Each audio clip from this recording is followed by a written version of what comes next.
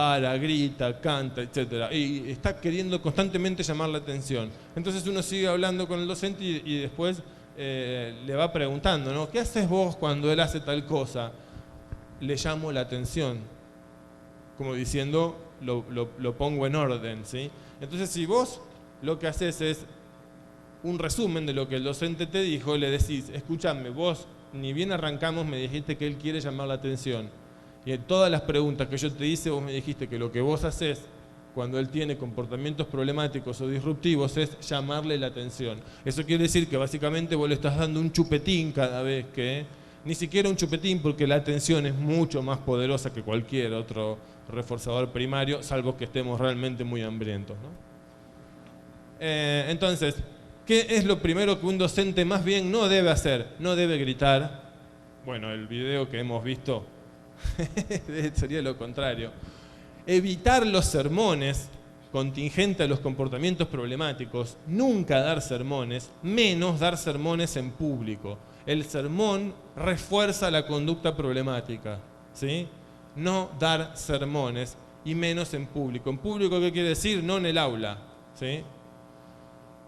No hablar de la conducta problema frente al niño en general, no hablar de la conducta problema cuando llega la madre a buscar al niño, digamos, hoy estuvo un desastre, hoy hizo esto, hizo aquello, hizo lo otro, eso de evitarlo a toda costa.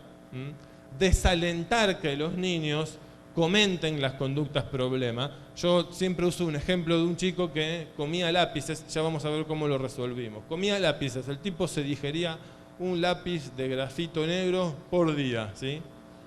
Lo primero que hizo la docente nueva, digamos, es evitar que los compañeros estén constantemente, señorita, Pepe está comiendo lápiz, ¿sí? Básicamente, la primera medida que tomó es evitar el comentario del aula relativo a que el niño estaba comiendo lápiz.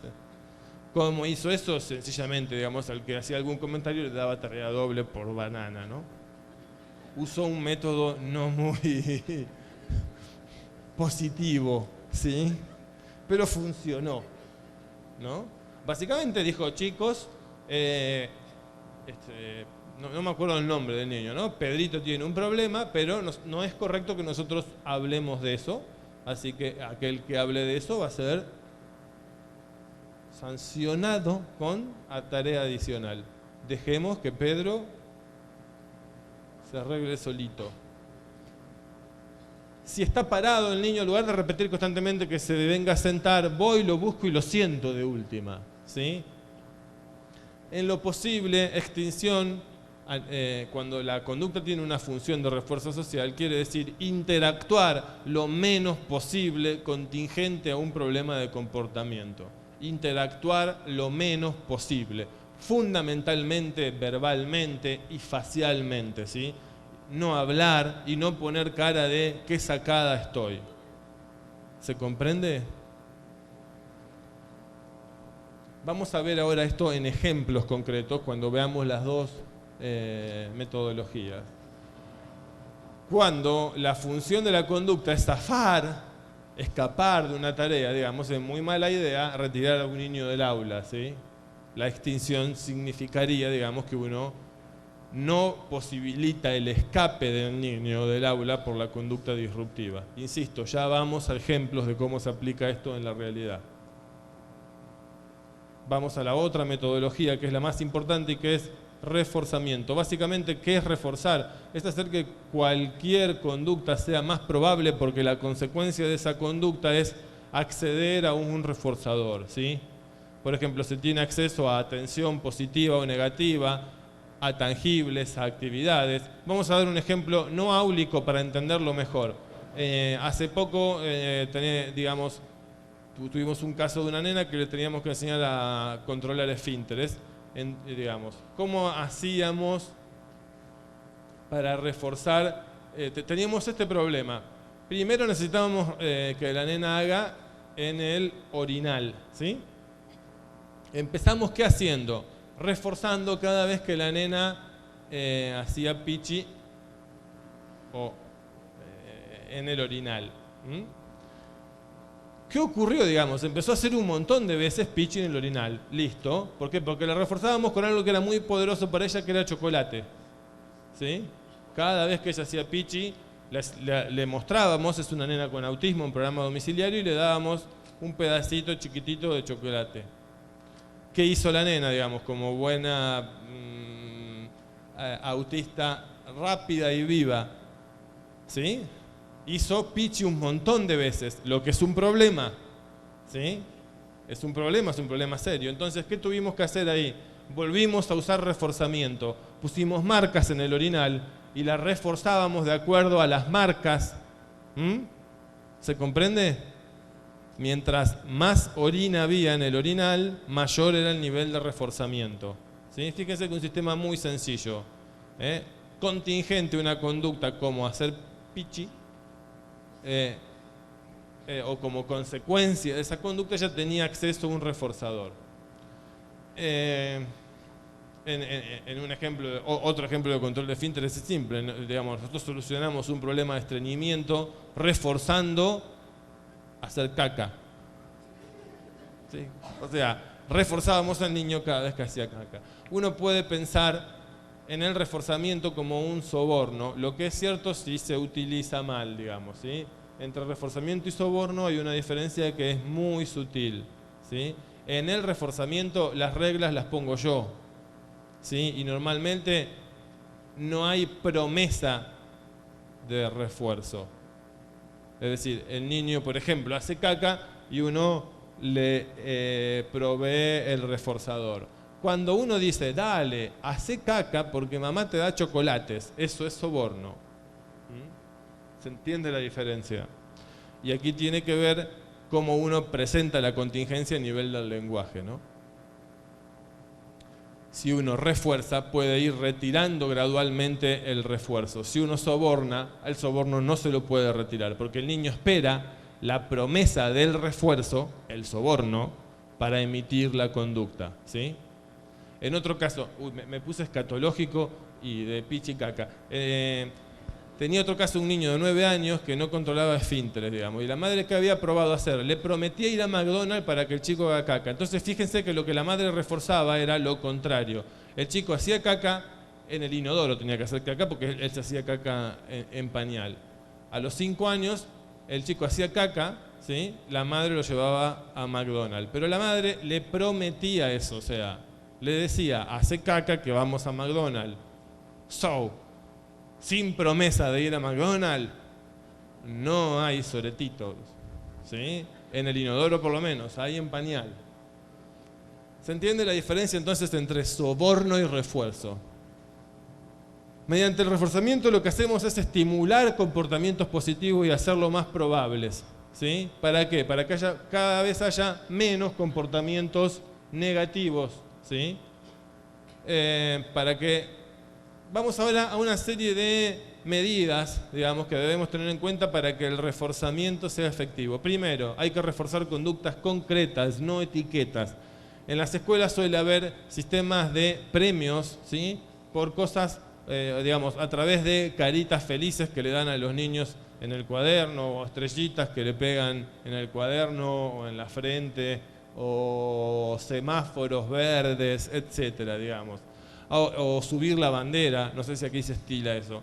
La cuestión es que el acceso a estos premios se da por cosas muy amplias, como portarse bien, o como trabajar bien, o como ser buen compañero. Cosas que para nosotros no son conductas. Nosotros reforzamos conductas concretas o específicas, como estar sentado trabajando, copiar en clases, formular una pregunta, levantar la mano para hacer una pregunta. O reforzamos lo que hay, reforzamos que esté mirando a la docente, que esté sentado, que tenga el lápiz en la mano, cualquier tipo de producción, digamos, ¿sí? Cualquier tipo de producción. El docente hace una pregunta, digamos, que ya sabe que el niño conoce la respuesta. Veamos ejemplos de esto. En el ejemplo que teníamos del niño que se comía lápiz, lo único que hizo la docente es ¿sí? Era un reemplazo, justo, era la época del ausentismo. Era un reemplazo, entonces Ya todas las docentes le venían hablando de los problemas, del significado fálico que debía tener que se coma toda esa cuestión, ¿sí? Y era el comentario, ¿sí?, de la escuela, era el niño que se comía lápiz, ¿sí? Lo mismo que... perdón, sigo. Entonces, lo único que hizo esta docente fue acercarse, hizo así, y le dijo: Pedro, me dijeron que vos comés lápiz, ¿sí?, todos los días. Bueno. Y se fue a dar clase. El primer comentario, doble tarea, y lo que hizo fue no interactuar con él bajo ninguna circunstancia cuando Pedro estaba masticando lápices. No interactuaba, ¿sí?, ni lo miraba siquiera, ¿sí? ¿Qué hacía cuando Pedro estaba mirando a la docente, sentado, sin el lápiz en la boca, ¿no? Teniendo su lápiz en la mano, trabajando? ¿Qué hacía? Lo miraba, se acercaba y observaba su producción, ¿sí? Le ponía la mano en el hombro, le preguntaba si necesitaba ayuda, le elogiaba la producción a él individualmente o comunitariamente. Bueno, básicamente lo que hacía era brindarle atención. Por un lado, extinguía la conducta comer lápices, es decir, no interactuaba, ni siquiera lo miraba. La extinguía a nivel de atención de sus compañeros, ¿sí?, porque se encargó de que los compañeros no lo comenten, ¿sí?, y no le presten atención. Y por otro lado, sistemáticamente, cuando no estaba comiendo lápices, cuando estaba trabajando, cuando levantaba la mano para hacer una pregunta, ella lo reforzaba, ¿sí? Si él estaba trabajando, ella se acercaba, le decía: qué bueno, cómo estás mejorando la letra, qué lindo dibujo, qué hermoso, todos los días estás trabajando cada vez mejor. Le ponía sellitos, digamos, con distintos motivos. Esos sellitos se los ponía por lo que había, ¿sí? Por lo que había. De la misma manera, un niño que no hace nada, no escribe, ¿sí? ¿Qué le decimos nosotros a la docente y a la familia? ¿Qué le debe decir si no escribió nada en todo el día? Nada. Abre el cuaderno, dice cierra cuaderno. Eso es todo lo que hace. En casa, ¿qué hace el padre? Abre cuaderno, no hay producción, cierra cuaderno, ¿sí? Y habla con su mujer del clima, de la crisis mundial, lo que fuere. ¿Qué va a hacer cuando el niño, la maestra, el niño esté trabajando en clase? Va a ir, digamos, y, insisto, le va a preguntar si necesita ayuda, se va a alegrar, ¿sí? Y le va a decir a toda el aula lo bien que está trabajando digamos, qué sé yo, a ver, un nombre al azar. Se me van. Roberto está trabajando fantástico y Roberto hizo la B de viernes de la fecha, ¿sí? ¿Se entiende lo que quiero decir? Reforzamos lo que hay, ¿sí? No hacemos como mismo. Hagamos un ejemplo de la vida cotidiana de reforzar lo que hay. Yo lavaba los platos en mi casa, ¿sí? Y mi mujer no reforzaba que yo lave los platos. Todo lo contrario, ella me criticaba porque yo no lavaba las ollas, ¿sí? Como conclusión, si ella hubiese reforzado lo que había, esta conducta hubiese ido en aumento, ¿sí? ¿Se entiende? Como ella no reforzó lo que había, ahora yo no lavo los platos tampoco. La idea es no hablar de la conducta problemática, no darle atención a la conducta problemática. Si no copia nada, no copia nada, no nos importa. Pero lo que vamos a hacer es reforzar sistemática y deliberadamente cualquier producción, ¿sí? Nos vamos a acercar y le vamos a poner un sello cuando haya hecho 2 renglones, copió y ya estamos poniéndole un sello, elogiándolo y diciéndolo en público, ¿sí? Lo bien que está trabajando, ¿sí? Cuando llega a determinado nivel de producción, por ejemplo, una hoja, podemos definirlo, ¿sí? Hacemos que toda el aula se pare y aplauda lo bien que está trabajando Roberto. Ok. Al mismo tiempo que si Roberto no está haciendo nada, ni siquiera lo miramos, No lo miramos. ¿Mm? ¿Qué reforzadores vamos a usar además de la atención? Hablamos todos reforzadores de atención hasta ahora, ¿sí? Sellos, acercarse, poner la mano en el hombro, preguntarle si quiere ayuda, elogiar la producción individual, elogiar la producción a nivel grupal, hacer que los compañeros los refuercen, ¿sí?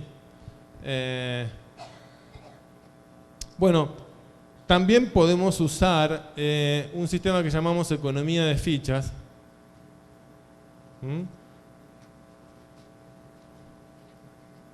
Básicamente, ¿qué son las economías de fichas? Bueno, son puntos, fichas o marcas en una pizarra, ¿sí?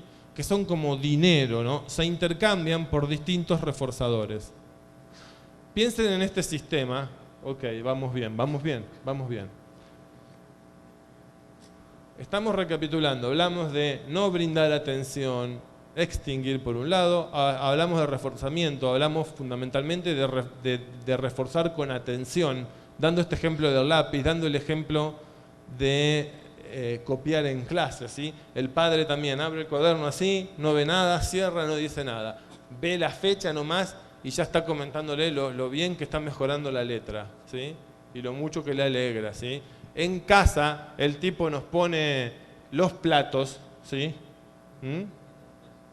Sobre la mesa, y la consecuencia de eso, ¿sí? Debe ser que nosotros reforzamos que puso la mesa, no le pedimos que ponga los vasos, ¿sí? ¿Qué estoy diciendo aquí? La idea, hay que meter la idea de reforzar lo que hay, ¿sí? Nunca ponernos a ver qué es lo que falta. No mencionamos lo que falta, reforzamos lo que hay. Lo poco que exista, lo reforzamos. Entonces, si llevó los platos, puso la mesa directamente, ¿sí?